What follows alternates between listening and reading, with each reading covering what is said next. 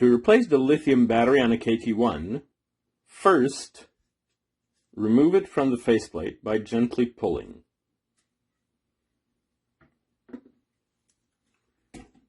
Then, you have to pinch the clamp at the end and gently push it out. Do that for all 4 clamps.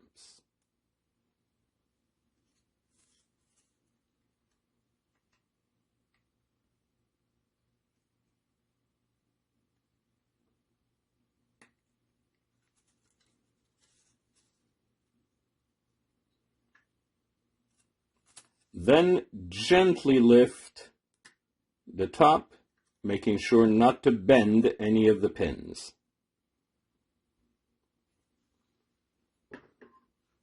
The battery is underneath the faceplate.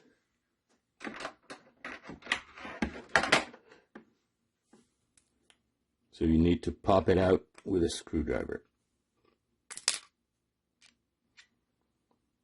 Get your new battery. Put it in and push it. Replace the faceplate very gently, making sure not to bend any of the pins.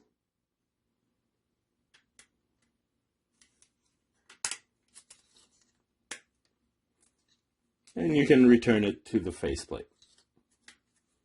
The backplate, sorry.